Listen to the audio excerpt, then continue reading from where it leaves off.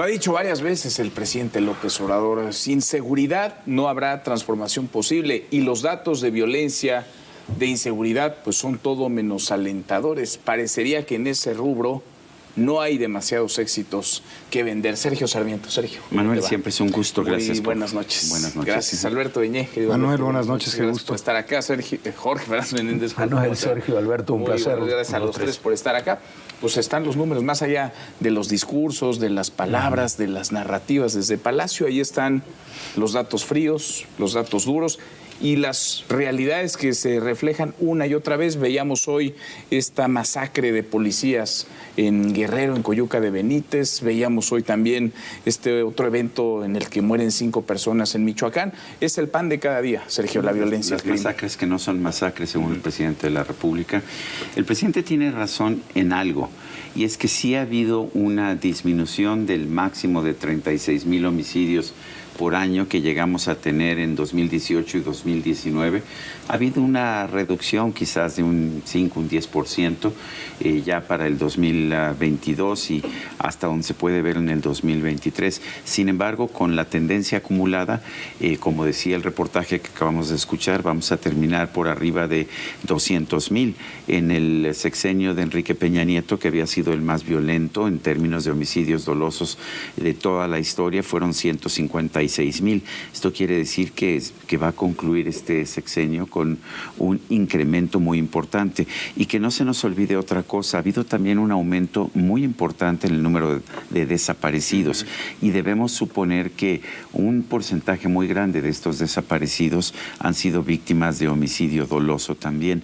De manera que sí, todo parece indicar que estamos viviendo pues un periodo de alta violencia y lo vemos todos los días, pero el promedio que tenemos en este momento son 95 homicidios por día y realmente es el promedio más alto que hemos tenido en toda la historia. Un mexicano asesinado cada 15 minutos más o menos, Jorge.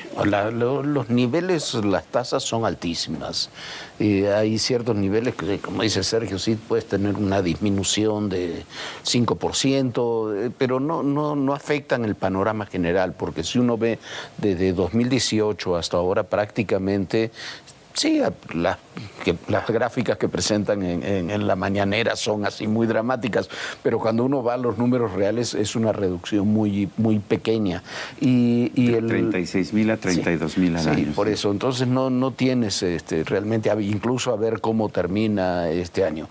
Pero yo creo que hay una dimensión que no estamos valorando, no solamente los 50,000, 45,000 desaparecidos, que se deberían sumar prácticamente la mayoría de ellos a esa cifra de fallecidos. Por ejemplo, las personas que se encuentran en fosas comunes, los restos que no se suman a la lista, son los que... Son asesinatos cotidianos, son los que se suman a esa lista. Pero hay otra dimensión, decía, que es terrible. En la encuesta nacional de percepción de seguridad, prácticamente el 70% de las personas se siente insegura en un banco, se siente insegura en el transporte público, se siente insegura al caminar por la calle. Esa es la inseguridad cotidiana. Todo este número macro de asesinatos, desapariciones que tenemos, se refleja en el ámbito de la inseguridad cotidiana que vive la gente todos los días en sus casas, fuera de sus casas. Los índices... No solo son los delitos de claro. No solamente son estos enfrentamientos. A ver, cuando tú ves que el 70% de las personas se siente insegura dentro de un banco o al abordar un transporte, o cuando ves en la misma encuesta de percepción de inseguridad que hay casi un 10% de diferencia entre la inseguridad que sienten las mujeres con las que sienten los hombres, tú dices, algo está... muy mal, no solamente en la lucha contra el narcotráfico, los grandes temas estratégicos contra las delincuencias, sino en la vida, en la seguridad cotidiana que se le tendría que garantizar a la gente. Sí. ¿No? ¿Cómo lo ves, Alberto? Vamos muy bien, dice el presidente, sí. Y francamente uno no sabe si lo dice de verdad con algún mínimo grado de convicción o se trata simplemente de un acto de propaganda con muy poca sensibilidad por lo que estamos viviendo todos los días. La normalización de la violencia es algo que se ha instalado en nuestra sociedad. Y entonces observamos cifras que son desde luego el indicador con el que contamos, pero como lo hemos comentado algunas veces, cada homicidio aniquila una vida y también un entorno familiar, de afectos, de vida comunitaria. Ese daño es difícil de reparar porque además genera espirales de odio. Hay muchos esfuerzos de organizaciones de la sociedad, de actores que se han dedicado a ejercicios de reconciliación y perdón, porque de verdad son escaladas que difícilmente se detienen. Creo que lo que apuntaban ahora respecto a las cifras es muy claro. Bien decía Jorge, la disminución es tan pequeña que casi parece una línea horizontal. Es decir, ha bajado un poco la tasa de homicidios, el número total de homicidios que se cometen en el país. Sin embargo, en los gobiernos anteriores de Felipe Calderón y de Enrique Peña Nieto, tuvieron años con tasas más bajas y por eso sus números totales son mucho más bajos. Pero el balance final será ese. Poco más de 200,000 homicidios al cierre del sexenio según las proyecciones y esta enorme cantidad de personas desaparecidas no localizadas o localizadas sin identidad que suman, como bien decías, Sergio, esa cifra, pues otro dato literalmente macabro y quizá el más doloroso. Sí. Estas madres que buscan infructuosamente a sus hijas, a sus hijos por todo el país, sin apoyo y a veces con obstáculos de las Esos desaparecidos se cuentan por decenas de miles. Así es, decenas de miles, 50 y tantos mil. Dicen no hay una cifra, porque no hay, pero la cifra oficial a la salida de Alejandro Encina, que hizo un pésimo trabajo en ese ámbito, son 45,000 personas. Hoy el presidente... En este sexenio. En lo que va del sexenio. En total son 110,000. O sea, hablamos de 170,000 homicidios prácticamente. 220,000, si le sumamos los desaparecidos, estaríamos a esta fecha en 220,000. Sí. 220,000. Ahora, hay que saber también, y esto es algo que los desaparecidos, perdón, del sexenio. De este sexenio. Porque los anteriores son en más total de 110,000. Sí. Así es. Hay estados que han tenido éxito. Está el estado de Coahuila, que tuvo un éxito bastante notable. Está la Ciudad de México, que tuvo también una reducción muy importante en los índices que conocemos, particularmente el de homicidios dolosos, que es un índice más difícil de tergiversar, digamos. Hay estados que siempre han estado bien, como Yucatán, y se mantiene bien. Y hay estados que han tenido un deterioro realmente lamentable. Estoy pensando en Colima y estoy pensando en Zacatecas. Creo que debemos entender también que no estamos condenados los mexicanos a vivir en la violencia, porque hay entidades como Yucatán que nos demuestran que pueden tener niveles de seguridad similares a los de países europeos, incluso por abajo, más seguros, con índices de seguridad mayores que el promedio de Estados Unidos. Yucatán ha demostrado eso.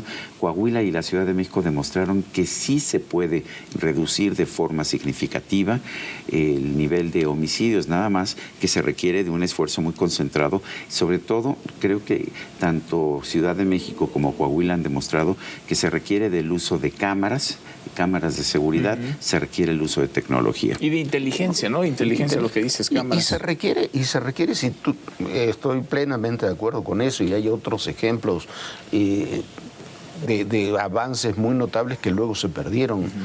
Ciudad Juárez en un momento, Tijuana en un momento, Nuevo León en un momento, y luego se han ido deteriorando por distintas razones, pero la razón fundamental es que donde hay avances es donde se construyó una policía local que ha perdurado además en el tiempo, en su personal, en sus estrategias, en su infraestructura.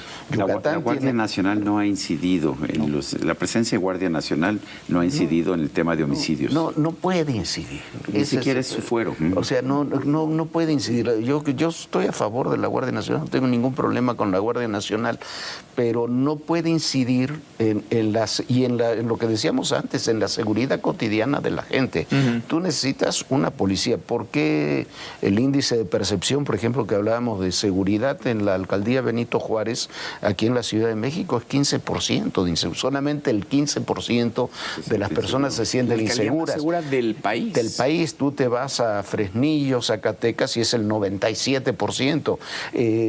San Pedro tuvo, las cosas se han complicado un poco en seguridad en Nuevo León, ya está en poco más del 20%, pero San Pedro estuvo en tasas del 10% en Nuevo León. Y lo mismo ocurre en en algunos lugares muy específicos del país. Pero en esos lugares, la Ciudad de México y dentro de la Ciudad de México, la Benito Juárez, la Guajimalpa, zonas de la Miguel Hidalgo, zonas de la propia Álvaro Obregón, tienen estructuras de policías locales que funcionan y funcionan bien. En Yucatán tienen una muy buena policía local con mandos que llevan 12, un secretario 15 de seguridad años. que lleva 3 gobiernos. Sí, por eso. Y después tienes otros que son un desastre, porque no lo tienes. Pero ahí están las claves. En la solvencia de las instituciones, policías profesionales con condiciones e incentivos adecuados, y la consistencia en las políticas públicas. Es decir, ahí donde hay consistencia en una buena política pública en materia de prevención y combate a la delincuencia, hay resultados.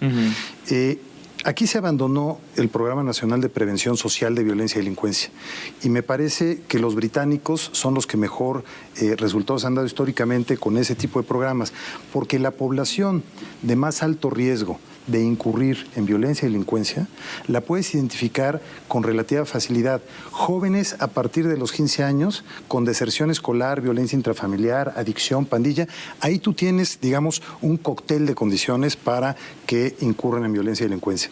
Si previenes, si atiendes, puedes disminuir sustancialmente las tasas. El asunto es que aquí el presidente llegó y confundió la política social de prevención de violencia y delincuencia con la política social en general.